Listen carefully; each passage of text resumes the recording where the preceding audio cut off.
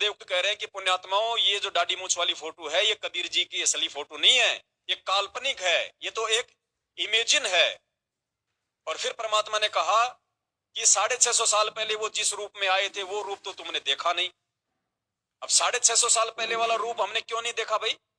जब गुरुजी हमें फोटो दिखा रहे हैं, नाम दीक्षा के समय हमें फोटो भी देते हैं जिसमें दाढ़ी मूंछ वाली फोटो है, तो फिर वो किसकी फोटो है?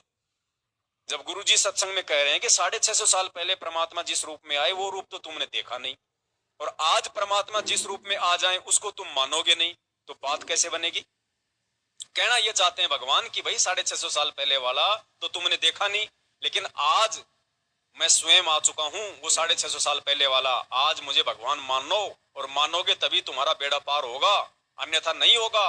आज भी यदि तुम 650 साल पहले वाली फोटो के ऊपर ही आश्रित रहोगे, उसी को अपना भगवान मान के पूजते रहोगे, तो तुम्हारे घट में काल समा जाएगा। काल तुम्हें त्रिकुटी पे वही रूप बना के तुम्हारे को भ्रमित कर देगा, और यहाँ भी तुम्हारे को उसी रूप में आके दर्शन दे दे के तुम्हारे को भ्रमित कर देगा, तुम्हारे से मर्यादा तोड़वा देगा। तो सुनिए परमपिता परमेश्वर के मुख कमल से, जिन्होंने अपने मुख कमल से स्वयं ही इस कागज वाली फोटो को, क्योंकि बहुत सारे भगत भाई कहते थे ना कि ये पवनदास इस फोटो के ऊपर ये क्रॉस का चिन्ह क्यों लगाता है? भैया परमात्मा लगा रहे हैं खुद, गुरुजी खुद उस फोटो के ऊपर क्रॉस का चिन्ह लगा रहे हैं, ये कह के कि ये तो काल्पनिक है।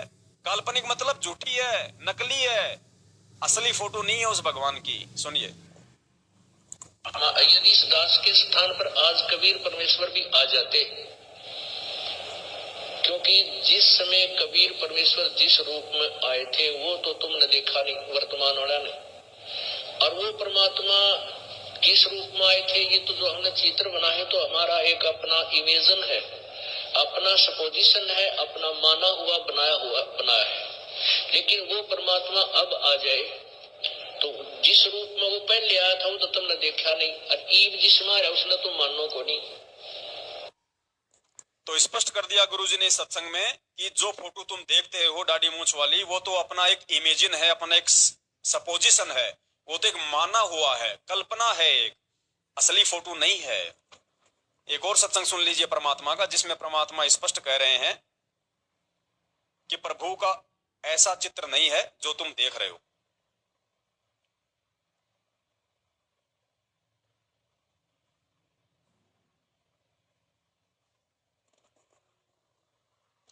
सुनिए,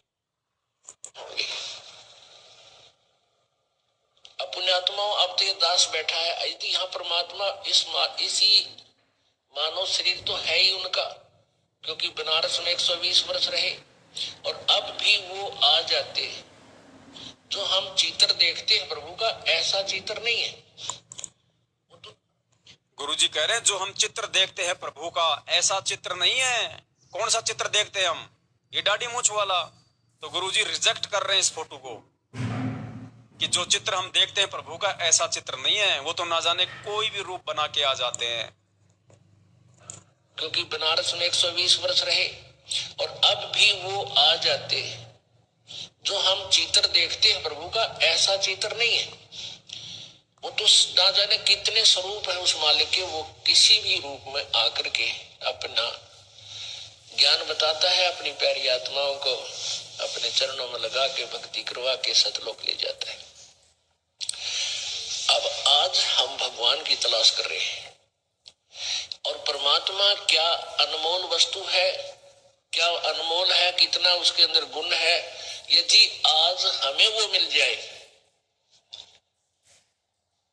आपके सामने आ जाए, तो आपकी क्या स्थिति होगी? एक बार सोचना, जो भक्त आत्माएं हैं गहराई से सोचे। अब जैसे भूखे को भोजन सामने मिल जाए और निर्धन को सामने धन की थैली नजर आवे, तो कैसी तड़फ होगी उसकी। प्यासे को पानी मिल जावे तो कैसी श्रद्धा करेगा, टूट कर पड़ेगा उसके ऊपर। धन है तो ठाकर सीने का देख कर भाग लेगा, छुपा दूंगी तो इसने कोई देख ना ले। और सामने भोजन है तो ऐसे सब टूट के पड़ जाएगा, फटाफट खाएगा, अपनी जान बचाएगा। ऐसे ही हमें जब परमात्मा आज मिल जाए, आपके सामने आ जाए, क्योंकि हम उसी की तलाश में तो भटक रहे हैं, तो आपकी कैसी श्रद्धा होगी ये आप अपने अपने अपने सतर से सोच सकते हैं। अब वो भगवान यहाँ आ जाए, अरदास के स्थान पर बैठकर सत्संग करने लग जाए, क्योंकि ज्ञान तो देना ही पड़ेगा। स्पष्ट कर दिया पुण्यात्माओं इस 2 मिनट के सत्संग में परमात्मा ने। और परमात्मा इस सत्संग के माध्यम से निष्कर्ष निकालते हुए ये कहना चाह रहे हैं कि पुण्यात्माओं, अब तुम ज्ञान आधार से तुम बड़े हो चुके हो, 2-4 साल के तुम बच्चे नहीं हो।